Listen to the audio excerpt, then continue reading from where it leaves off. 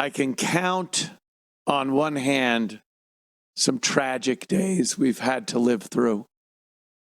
9/11, of course, comes to mind.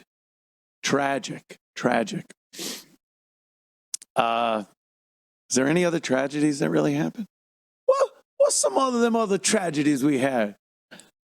The gay disco shooting, Oklahoma City bombing. Yeah, some tragedies. Waco, Texas, but I'm going to remember where I was when I heard Orenthal James Simpson, OJ, died. It's a national tragedy. I assume all the flags will be brought to half staff around government buildings. Maybe at some point this can be a holiday where people get the day off to reflect all the good that OJ did during his life. There he is.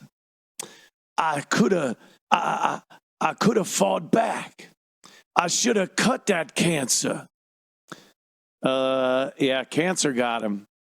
Everyone tried to get OJ, but cancer wound up defeating the juice. Killed him. I think it was prostate. I think it was the old prostate cancer. Gets a lot of black dudes, prostate cancer. And some women, too, from the looks of them. Yeah, prostate cancer got him. He was on Twitter a lot. We loved playing OJ's Twitter videos. Hello, Twitter world. And then it was like, hi, X world. It's yours truly. Let's talk about the big game coming up this way. And it was like, he never broke character. OJ never broke character. The character he had built for his entire career. The amiable, nice black guy. Where an old lady was cheering him on in the airport. Go, OJ, go. He's running through the airport trying to get his rental car. And for his entire career, he had a few stints as an actor over the course of the years in some, obviously, most known for the Naked Gun movies, where it was very funny. It was a comedy. You know, Nordberg he played, the black guy. A lot of black jokes made at his expense in those movies, but they were hilariously funny. And he also did some serious roles. He was one of the 3 doomed astronauts in Capricorn 1, where people were supposed to go to Mars, and they found out before they launched them that they couldn't go to Mars, or after they launched them, that they would all die on the way there. No, it was before, yeah, because then they had to fake it. So they faked it. And the 3 astronauts, they kind of bribed them into going along with it and going to this set that looked like Mars and acting like they were there. And then when it was over, they were going to kill them and make like they died on re-entry back to Earth. And one of them lived. One of them they couldn't kill, and he showed up at like the funeral for the other one, and all the news spun around and saw him. That was Mr. Barbra Streisand. Mr. Barbra Streisand. Yeah, so OJ was in a bunch of those movies. Earthquake, I think. Was it Earthquake or Towering Inferno that the Juice was in? Definitely Towering Inferno. Towering Inferno, huh? Because I saw like memes about it on Twitter, so I'm thinking that. Yeah. Towering Inferno was Hot Earthquake. And Earthquake was Shaky Towering Inferno. They were really the same fucking movie. But, you know, it was those old Irwin Allen disaster movies. Damn.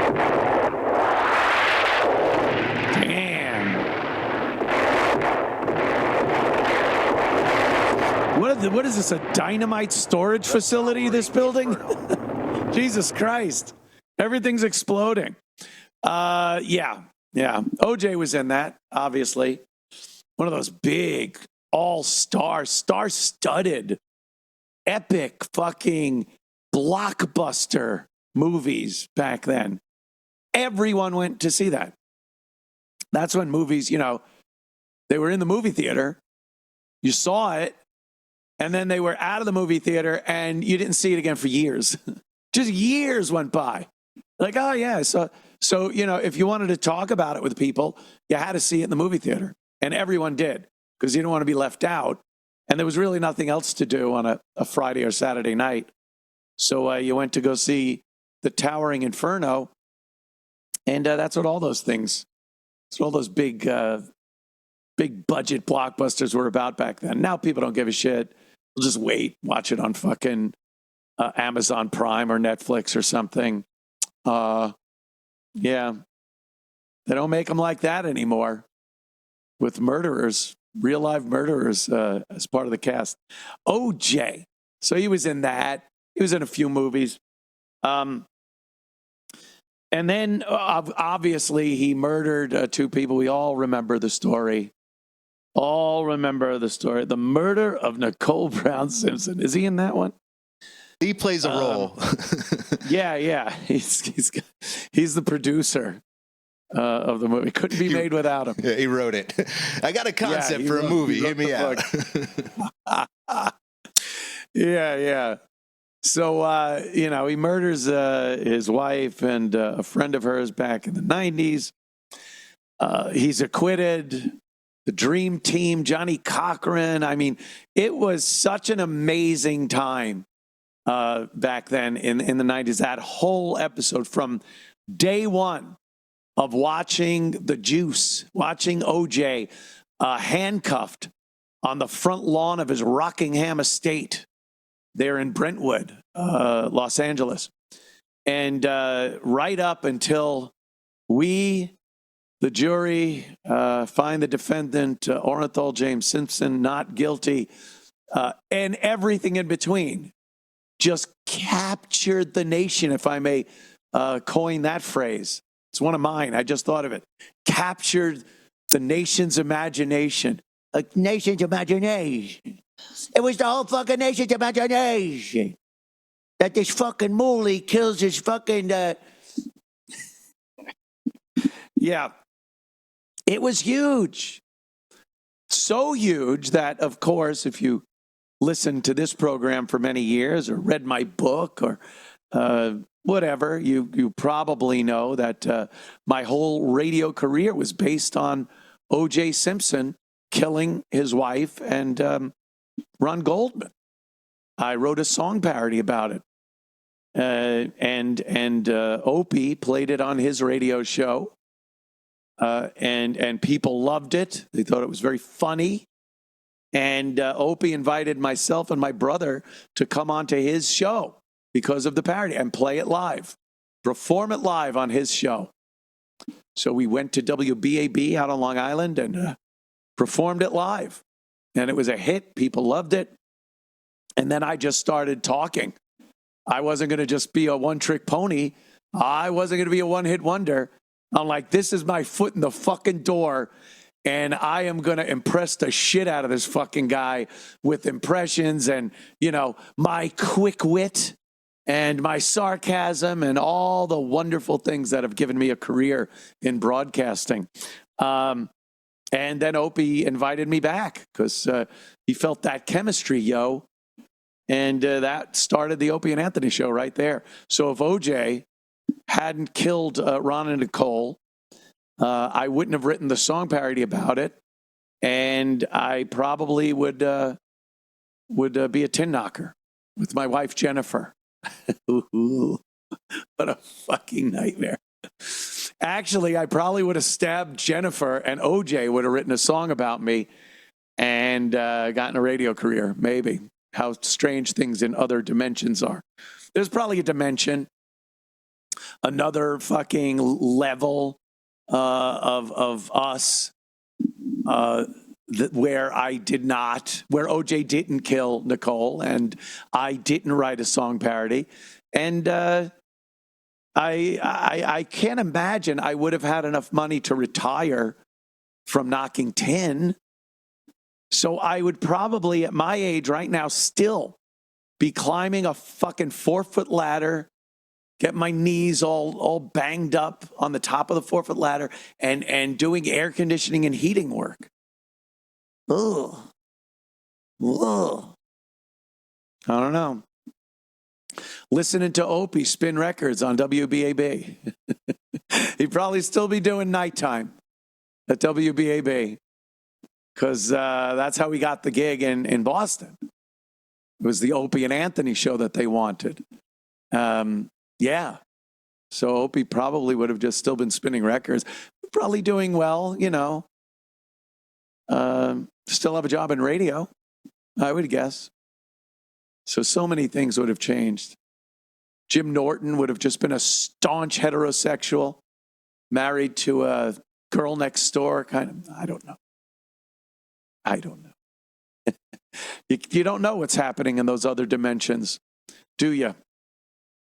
But in this dimension, OJ Simpson is dead. Dead of the big casino. I got cancer, Tony. Like OJ Simpson, he should go see Dr. Kennedy. So OJ, he was tweeting his videos up until February. And I remember this one. It's when he talked about that there was a rumor going around that he was in hospice care. And OJ didn't want that out there. So he denied it. And this is only a couple of months ago. Hey, this is only 2 fucking months ago. So what's OJ say? Go back to the beginning here. Hey, X-World. Hospice? Hospice? You talking about hospice? No, I'm not in any hospice. I don't know who put that out there, but whoever put that out there, I guess is like the Donald say, can't trust the media. In any event, I'm hosting a ton of friends for the Super Bowl here in Las Vegas. And all is well, you know. So, hey, guys, take care. Have a good Super Bowl weekend. Hospice? 2 months later, he's dead. I mean, I will give the Juice this. He looks great right up until the last time we saw him. I mean, you know, you're talking about a guy in his mid-70s. He's 76 with cancer. And 2 months ago, he looked like OJ. He's no kid. He's not young OJ. So, and he's been through a lot. So you wouldn't expect him to look, you know, amazing. But the guy looked like any 76-year-old dude. He was able to hold it together right till the end. He's denying he needed hospice care, end-of-life care there. And people were like, yeah, he looks great. He looks fine. So, you know, I think that people probably knew he was, he only had a limited amount of time left in this world, and started spreading rumors about him, true or false, or, you know, kind of gossiping about him, and that got out, and he cleared that up. Then there's a second video. I believe this is the last video OJ posted on X, and it was in February also. Hey, X-World, it's me, yours truly. Boy, what a beautiful day it is here in Las Vegas. Even though the game is indoors, it wouldn't have mattered, but still, it's nice to have a beautiful day like this. Hey, let me take a moment to say thank you to all the people who've reached out to me. My health is good. I mean, obviously, I'm dealing with some issues, but hey, I think I'm just about over it, and I'll be back on that golf course, hopefully in a couple of weeks. But it was very nice hearing from you and hearing those good, positive words. Thank you. Now, as far as the game goes, talk about the game. That was him addressing his medical issues. In this one, he says, "Yeah, I got some issues. Thank you. I hope to be on the golf course." he's under the golf course now. He's not. but obviously the word got out that he was ill, and some people, I don't know who was wishing him well. It certainly wasn't the Goldman or the Brown family, but other people, I guess. OJ did a really good job, as best a job as a person can do, getting back into people's good graces after murdering 2 people. I mean, you don't get better than OJ did after killing 2 people, with kind of getting back there and ingratiating yourself with the public that once adored you. And he was doing some of that fucking blonde white women, just like his wife that he murdered. So he lived his best life right up until the end. The trial was a big thing. That whole thing took up a portion of his existence and his life. He seemed very jolly when that was over. And then there was the debacle of him breaking in and stealing his memorabilia, which he did go to prison for. But even then, he seemed to be the happiest guy in prison. And then when he got out, he spent all his time on the golf course. Beautiful blue skies and green golf courses. Out in the bars. Sometimes you'd see him out in the bars whooping it up with some pretty white girls. So as far as karma goes, I don't think it had any impact on the juice. OJ told karma to go fuck itself. Now, what happens in the afterlife is a whole nother story. It's hard to skirt that issue. It's hard to, stand there before St. Peter, and he pulls out that book and goes to OJ and goes, hey, OJ. And it doesn't matter. OJ can be, no.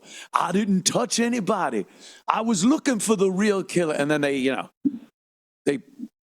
pop up this ether, like in the cloud. They have a 3-camera fucking shoot of OJ murdering the 2 people. Yeah. So then OJ's got to, all right, well, where am I going then? Limbo? Do you put me in limbo and then they just kind of snap their fingers, and OJ's, I'm hanging out with Hitler and Joseph Goebbels. This is fun. Yeah.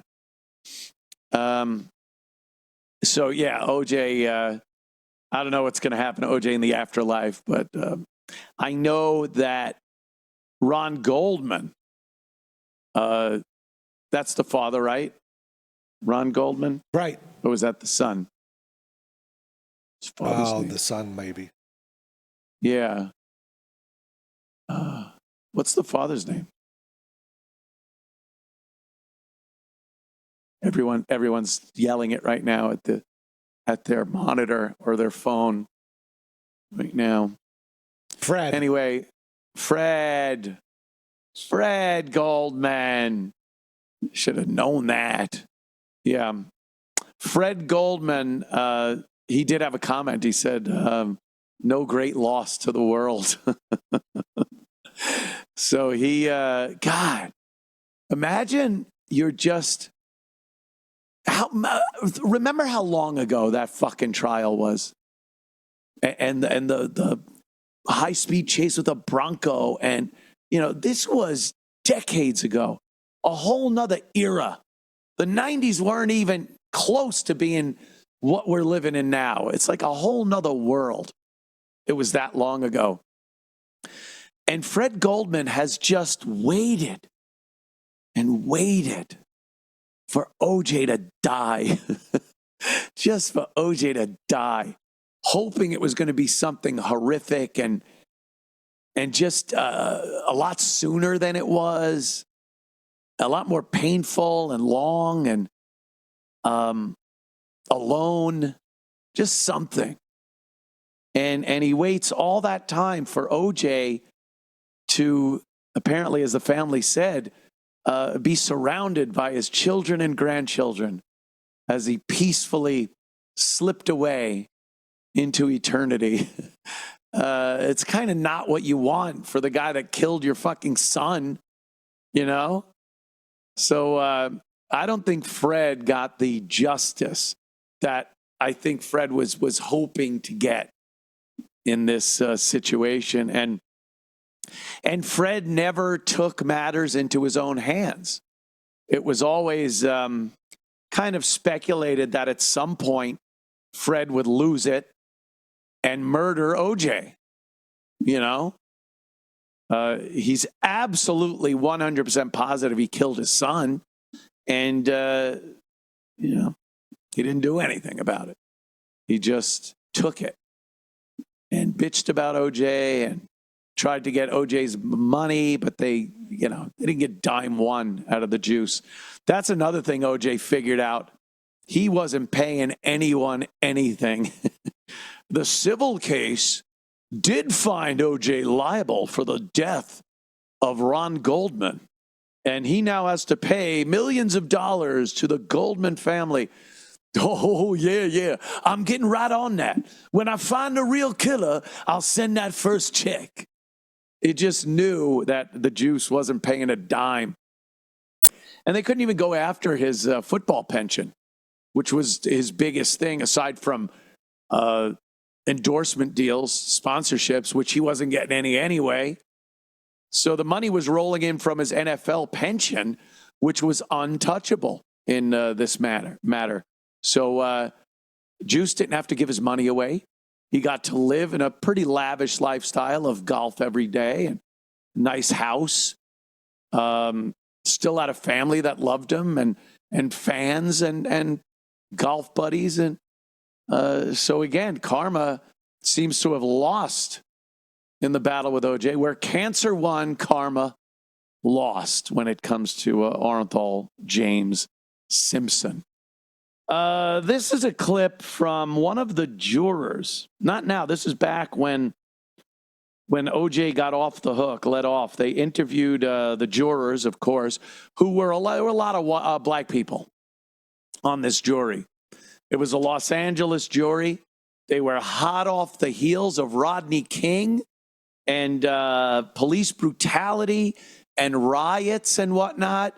So black people were feeling like they needed to stick it to white people, the judicial system, the police department, any way they could get back at the white supremacist system, especially in Los Angeles.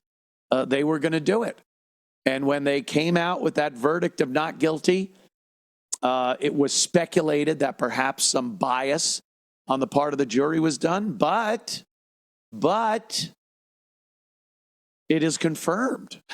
One of the jurors actually said that's what 90% of the jury thought. Here's this wonderful woman. Do you think that there are members of the jury that voted to acquit OJ because of Rodney King? Yes. You do? Yes. How many of you think felt that way? Oh, probably 90% of us. 90%? Did you feel that way? Yes. That was payback. Uh-huh. You think that's right? Don't care. She don't care if it's right or wrong or whatever the fuck it is. She was going to vote not guilty, regardless of any evidence or any impartiality. You know, they're supposed to be impartial and just look at the evidence and render their decision based on only the evidence. And then you look and go, whatever. That is, by the way, going on in ridiculous numbers right now. You first of all, you have attorney generals and district attorneys and judges that will not convict will not put any kind of a bail requirement on violent felons in a lot of these big cities that are predominantly run by black Democrats. And that's what you see. The actual machine is broken. And then when you add in these jurors that will absolutely cast a decision based on nothing but race and payback, reparations, whatever you want to call it, that is not the justice. That is not the justice system. That is some type of vicious mob going after people based on retribution and anger, emotion, payback. Yeah, so that's what we get. OJ walked because the jury was paying Los Angeles, white people, the white judicial system, and the white LAPD, getting them back. Debt paid. Although it wasn't debt paid, it's still going on for some reason. Anyway, we'll take a couple of OJ calls. Jonathan on line 5 wants to talk about OJ movie. What's up, Johnny? Wanted to ask, as a OJ impersonator and aficionado, what you thought of Cuba Gooding Jr.'s performance in the miniseries. That miniseries was so fucking stupid. Robert Kardashian was played by what's his name from Friends? Schwimmer. David Schwimmer. David Schwimmer was playing Robert Kardashian, so that was stupid. It looked ridiculous. And then he was too well known. They should have cast an unknown, like just some black actor. Because you look and you go, I'm not feeling that that's OJ. Like, Cuba Gooding Jr. was a celebrity. OJ was a celebrity. Oh, my God. That's right. I forgot John Travolta. Can we hear some of this? At this time, the people would ask that Mr. Simpson step forward and try on the gloves recovered from Bundy and Rockingham. What?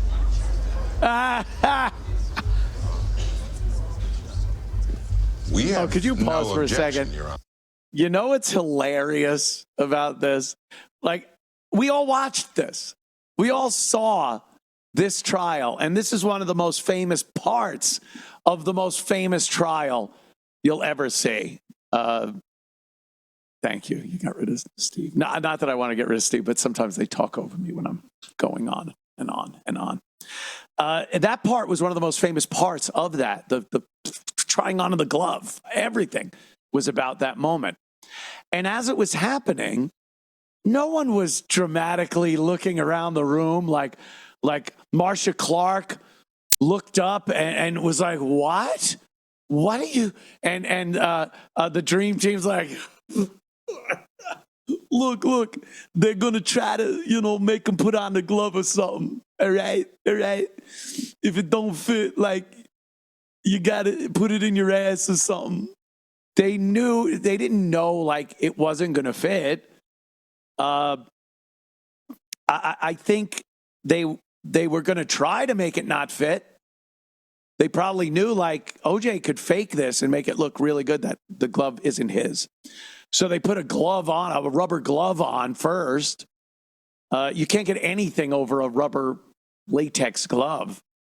And went to put the glove on, and obviously it did not fit, or at least OJ was straining and acting. He's like, so I want to see how it's portrayed in this with Cuba Gooding Jr. But the way they're all looking is so over dramatized. Let's see. Darden was is the volume up? Definitely Bailey was that faggy guy. He just died. He did. Definitely Bailey. Oh. Chris Darden. This big moment. Look, he's gonna try it. Judge Ito Look how dramatic this is. Come on. They're all looking, oh, what? What is this? Is this going to be a big moment? Isn't that Roseanne's sister playing Marcia Clark? Who is that? No. I don't know who it is. Mm-hmm. Mr. Simpson, please approach the jury. Please approach a jury. Come on, this is so funny. Yeah, it's showtime. Now they do a recreation of the courtroom camera and what OJ did.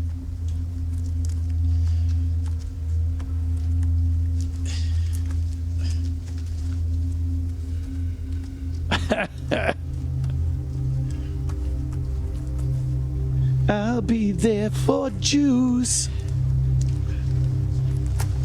Oh, Fred Goldman. Look how long it's taking, and oh boy.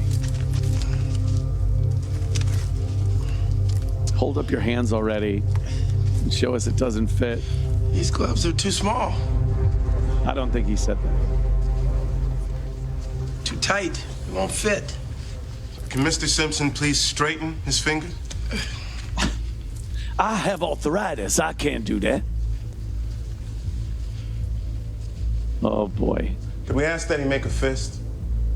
With his right hand.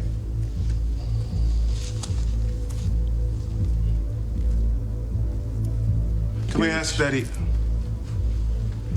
grasp an object with his hand, a marker? Hey, Darden, cut your losses and... Objection, Your Honor. Sustained. Have we seen enough, Your Honor?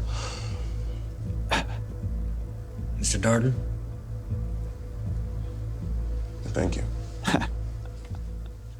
Give me the marker, motherfucker. No, Your Honor, I have nothing. Oh, that was the big moment right there. The people would ask that Mr. Simpson. Here's the real moment. On the glove recovered at Bundy as well as the glove recovered at Rocky. He did a great casting job on fucking Marcia Clark. She looks just like her. See, OJ, first of all, he's sitting. He didn't dramatically walk over. And I think so the jury can see, I'll ask Mr. Simpson to stand. That's People 77. And he didn't take a long time to try to put him on. And now he walks over.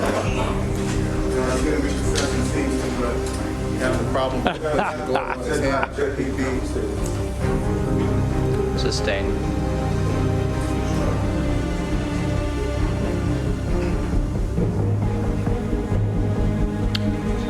This is People's 164A. Is that the right-hand glove?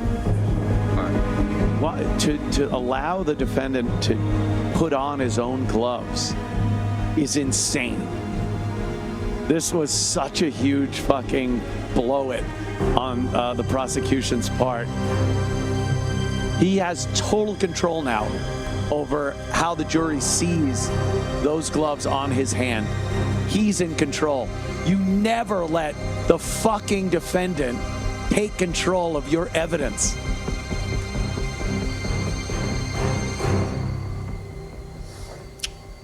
All right. Yeah. Thank you, counsel. Could you hold a knife with these and maybe stab someone so we could see? Yeah. That's how long it was, by the way. That was in its entirety. They over-dramatized it so much on that fucking stupid docudrama about Juice. But, God. Oh, maybe. That's a good point. Odin on line 5 brings up a valid Hey, buddy, how are you? speculation. What's up, man? How you doing? Two things. Yeah. I think there might be a video coming out with his own confession, or it could be someone deep faking it. So I think we're just fucked either way. We'll never know. Brilliant. Yes, if OJ decided to make one more video, knowing he was dying right before he died, and confess to everything, we would honestly have no way of knowing if it was real in 2024. There would be so much speculation. Yeah. Unless he was with someone at the same time telling them, yeah, I did it, and that tape is a regular VHS in his safe, and with orders to, when I die, air this on CNN. But nothing that comes out on video now is 100%. Everything is open to speculation as to whether it was AI or somehow manipulated. I'm certain, first of all, I'm sure we will see OJ confession videos that are AI, that are presented as AI, like, hey, this is funny. Look, OJ's confessing. But if a real one was out there, no one would believe it. I mean, look at what we're looking at with what's her name over there, the princess in England. Kate, what's her name? I have no idea. Don't care. Kate, who gives a fuck what her name is? Kate Middleton. Yeah, Kate Middleton's videos. She comes out, sits on a bench by herself, tells the world that she's got cancer, and a shitload of people don't believe it and start picking it apart, picking out things in the video that they say kind of prove it's AI. So if OJ and nobody gives a shit about them anymore. I mean, they're old news. I mean, OJ was more important than them. And we've seen what people can do by manipulating stuff with AI and various other filters and effects. If OJ made a VHS tape back in the 90s and confessed and locked it up, has it. And that, right, you could play that and people still wouldn't believe it and say that it's a de-aged. It's frustrating. It really they de-aged fucking Han Solo. They de-aged fucking Indiana Jones. It's easy.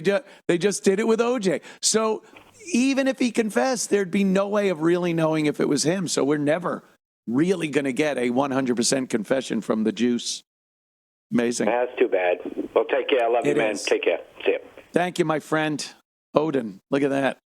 Makes a good point there, though. But even that, even a videotaped confession would not be enough in 2024, where we watch videos now and just go, really?